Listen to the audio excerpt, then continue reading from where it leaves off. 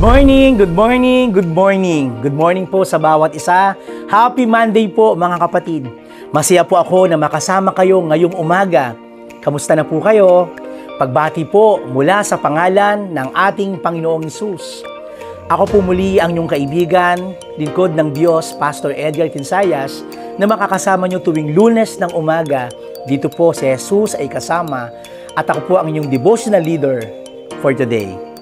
Our topic for this morning is God confirms faith through test.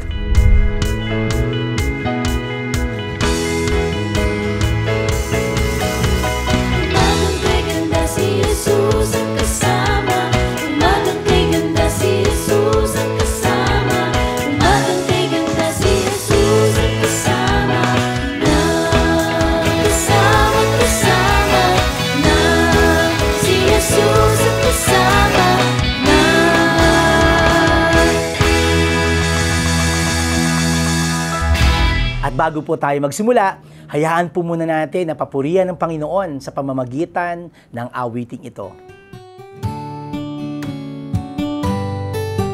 Ito po ang panalangin ng aming mga puso, Panginoon. Ngayong pong Lunes ng umaga, kami po ay iyong katagpuin sa aming mga buhay. Nais ka naming awitan, Panginoon, sa umagang ito. Samahan niyo po ako, mga kapatid, na umawit ng papuring awit sa Panginoon. Hallelujah, Lord.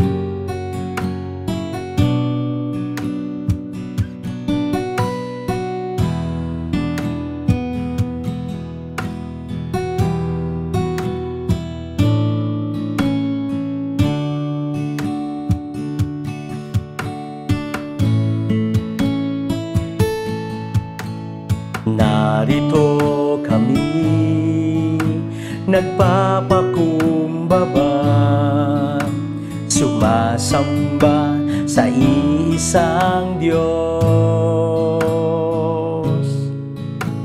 Hinahanap namin karigtan ng iyong mukha, sumasamo sa iyong pagkilos, at sa himig na hain, tanging dalangin, kami katagpuin. Narito kami, nagpapakumbaba, sumasamba sa iisang Diyos. Hinahanap namin karigtan ng iyong mukha, sumasamo sa iyong pagkilos, at sa himig na hain, tanging dalangin, kami katagpuin. Iparanas mo sa amin ang iyong kapangyarihan, ipamalas mo sa amin ang iyong kalwalhatian, hanggang ang aming kaluluwa'y mapuspos ng lubusan, at sa aming kalagitnaan ay bumaba ang kalangitan. Dakila ang iyong ngalan. Dakila ang iyong ngalan, Panginoon. Amen. Praise God, mga kapatid, sa ating narinig na awitin. At sa umagang ito, mga kapatid, si Joshua po ay kilala bilang pangalawang pinuno ni Moises na pumalit at nanguna sa Israelita sa lupang pangako. Ito po yung pagkamatay ni Moises. At sa kwento, mga kapatid, sa umagang ito, bagamat si Joshua ay tinuring na isa sa pinakadakilang pinuno ng militar sa Biblia para sa mga pangunguna sa 7 taong pananakop sa lupang pangako, hindi po naging madali ang landas na nasubok At dito po'y nasubok ang kanyang pananampalataya. Mga kapatid, sa kabila ng mga sitwasyong ito, si Joshua po ay isang taong nagpakita ng pananampalataya sa Diyos at nagtamo ng tagumpay laban sa napakatinding pagsubok ng panahon niyon. Joshua demonstrated the type of faith we need to enable us to overcome the challenges and difficulties we face today. You know, church, Joshua courageously led the children of Israel out of the wilderness. And ito po yung promise ng Lord to the promised land. And from this bold example, we can learn many lessons. Tulad po ni Joshua, mga kapatid, siya po ay matapang na humarap sa anumang hamon. Dahil alam natin na ang Diyos ang kasama po niya sa mga matitinding sitwasyon na kanyang pinagdaanan ng panahong yon. At dito, mga kapatid, this morning, here are 4 lessons from Joshua from when our faith is tested. Malalaman po natin, meron po mga lessons sa buhay ni Joshua sa umagang ito. Number 1, God is faithful to His promises. Our primary lessons we can draw from Joshua's life is that God is faithful to His promises. God promised Abraham that his descendants would dwell in the land under Joshua. And God brought the people into the land that He has promised to give them. Alam niyo, mga kapatid, nakumpleto po ang gawain ng misyon at pagtubos na sinimulan po ng Diyos kay Moises upang ilabas ang mga Israelita patungo sa Ehipto. At tulad po ni Moises, iniligtas tayo ni Jesus ng ating Panginoon mula sa pagkaalipin sa mga kasalanan. At katulad din naman ni Joshua na ating pag-aaralan, dadalin tayo ng ating Panginoon sa walang hanggang lupang pangako. Kaya dito, mga anak ng Diyos, maraming mga bagay ang hindi natin alam pero ang alam ng Diyos. Maraming kaparaanan ang Panginoon na mahirap natin minsan maunawaan. In Isaiah chapter 55 verse 8 says, "For His thoughts are not our thoughts, neither are our ways His ways." Pero mga anak ng Diyos, sa umagang ito, pero hindi natin alam kung ano ang bawat detalye na gagawin ng Diyos. Kung alam natin ang karakter ng ating Panginoon, ang kanyang karakter, kung naiintindihan natin ang kanyang puso, we will have a peace despite the many unknowns life. You know, church, understanding that God has good, loving, merciful, and truthful heart will help calm our fears because our God is faithful to His promises.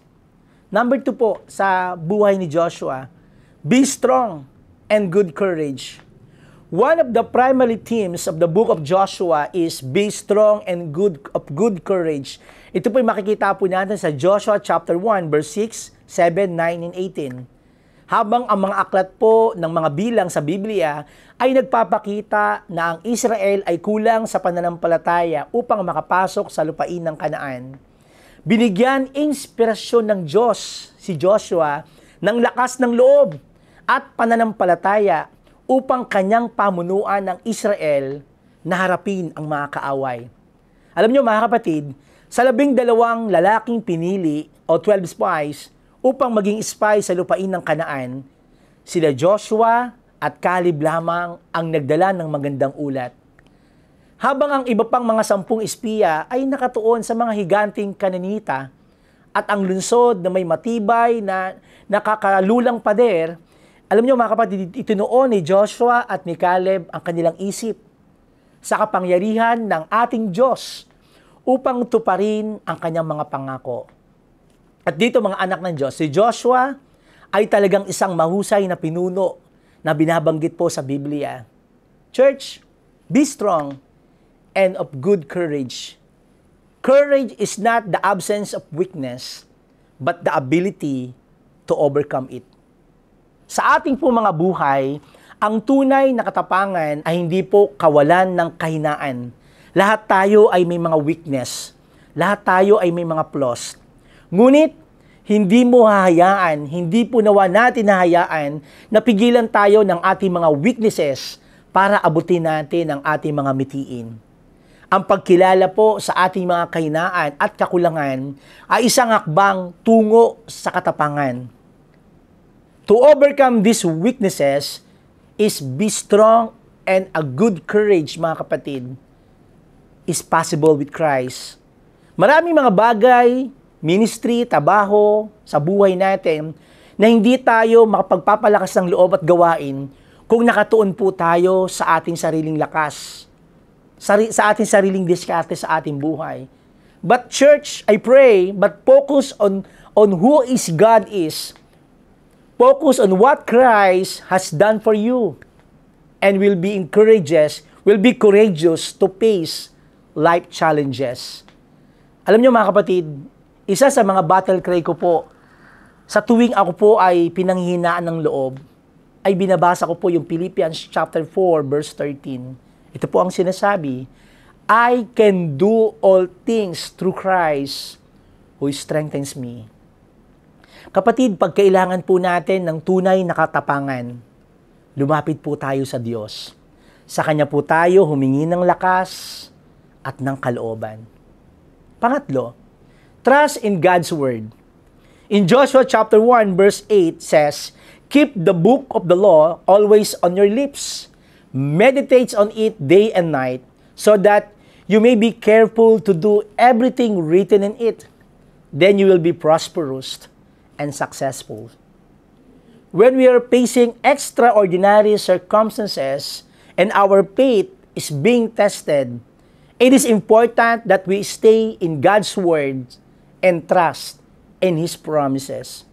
You know, church, know the Word of God. Joshua knew the Word of God and the promises of God.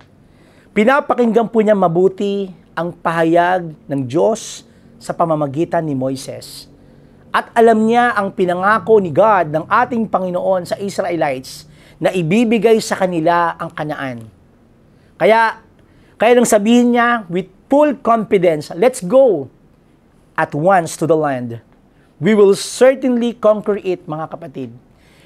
Ito po hindi basta winika dahil pakiramdam lang niya, but this statement was based on what God declared through Moises.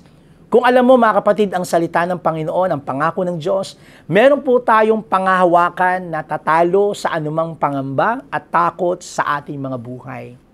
God's truth will help you to overcome your fears, our fears. Ang pag-aaral po ng salita ng Diyos, mga kapatid, alam nyo, ay parang pagmimina. Pagmimina po ng ginto. Kung tayo po ay gumagawa ng pagsisikap at kaunting pagsasala lamang, mga maliliit na bato lang ang ating makukuha mula sa batis. Makakakita lang tayo ng mga kaunting ginto ng alabok. Ngunit, tandaan po natin mga kapatid, kung meron po tayong mas pagsusumikap ng malaliman sa ating mga puso, tayo po talaga ay tuluyan natin itong huhukayin, aaralin, mas maraming gantimpala ang ating makukuha sa ating pag-iisip. Kaya I pray, patuloy po tayo na humawak, magsiyasat sa salita po ng Panginoon. Pang-apat, stay focused on God. When the Israelites prepared to cross, they were instructed to watch for the Ark of the Covenant and follow it. In Joshua chapter 3 verse 4 says, then you will know which way to go, since you have never been this way before. The Ark represents the presence of God. You know, church, seeking the Lord means seeking His presence. However, there is a sense in which God's presence is not with us always. Kaya ang aking panalangin, mga kapatid, focus on God. Isa po sa mga quotation po mula po sa Our Daily Bread ay ganito po ang sinasabi, the only way to see life clearly is to focus on Christ. Marami po ang nagsasabi, marami po ang sinasabi po nila sa kanilang relationship na hindi po sila gaanong seryoso, na magpo-focus lang daw sila kung sila raw po ay magre-retired na. Kaya mga kapatid, nakakalungkot. Gusto nila mag-serve sa Panginoon kung sila ay magre-retire na. Mga kapatid, di na po natin kailangan magantay ng retirement age bago po natin ipaglingkod ang ating buhay sa Diyos. Di nga ba't ang paalala sa atin ng Matthew chapter 6 verse 33? But seek first in His kingdom and His righteousness, and all these things will be given to you as well. Church, I pray this morning, kapag nakapokus tayo sa Diyos ang ating buhay, our priorities become clearer and your work more meaningful and happier. Mahalaga po na tayo po ay nasa right focus. Focus on our priorities, focus on our work, focus on our relationship with our Lord Jesus Christ. Remember this when your faith is being tested, mga kapatid.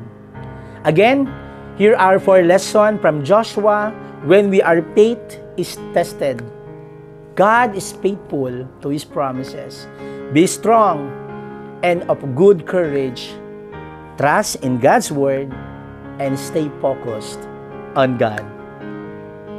Living with strength and courage, I pray that this morning, mga kapatid, patuloy po tayo na lumapit sa Panginoon to confirm yung ating faith through test.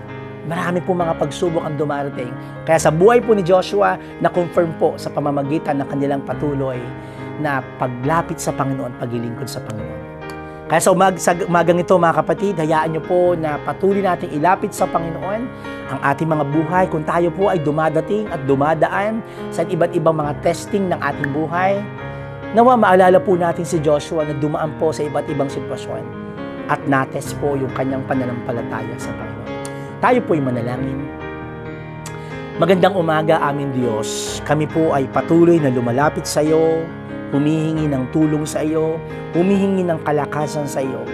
Marami mang Panginoon, mga bagay na minsan hindi namin maunawaan, mga sitwasyon sa aming buhay na nagiging daan ng aming kalungkutan, ng aming kahinaan, maging ng aming pananampalataya, O Diyos, dahil po sa mga iba't ibang testing na aming pinagdadaanan. Subalit, Lord, sa umagang ito, pinaalala mo sa amin ang buhay ni Joshua, na isang buhay na patotoo, na siya'y naglingkod, nagtapat, at nagpatuloy, at siya po'y nakarating sa promised land. Dahil, Panginoon, siya po ay nakapokus sa iyo, nagtiwala sa iyong mga salita, nagtiwala sa iyong mga pangako, sa iyong katapatan.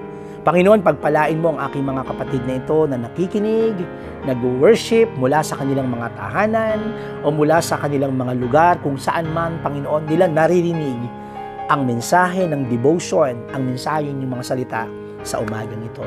Ang aking panalangin, Panginoon, patuloy po nilang maranasan ang iyong presensya, ang iyong pangunguna sa kanilang mga buhay. Aming Diyos, kayo po ang patuloy na maghari sa amin. Salamat po sa mga testing ng aming buhay upang lalo po kaming lumalakas, tumatatag sa aming pananampalataya at pagkakilala sa iyo. Sa ngalan ni Jesus. Amen. Amen. Muli mga kapatid, maraming salamat po sa inyong pagsama sa ating pag-aaral sa umagang ito. Si Jesus ay kasama, Daily Morning Devotion. Shout out po mga kapatid sa lahat na may mga kaarawan at anibersaryo ng iyong kasal. Purihin po ang Panginoon sa inyong mga buhay. Ang aking panalangin, patuloy po kayong pagpalain at gamitin po ng Panginoon sa inyong mga buhay. Hanggang sa mga susunod mga kapatid, see you next Monday and every day. Kayo po ay na-bless dito po. Feel free to share this or tag to your friend. At maaari din po kayong magbahagi ng inyong mga kaloob sa ating video account and GCash account na nasa ating pong screen upang patuloy po magamit ng Panginoon sa ating pagmimisyon sa ating pong iglesia.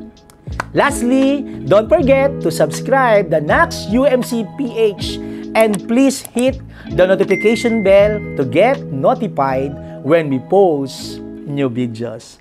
Ito po ang inyong kaibigan, kamanggagawa, Pastor Edgar Quinzayas, na lagi pong nagsasabing, hindi po tayo iiwan, pababayaan ng ating dakilang Diyos, ngayon at magpakailanman. Amen. God bless po. Thank you po. God bless.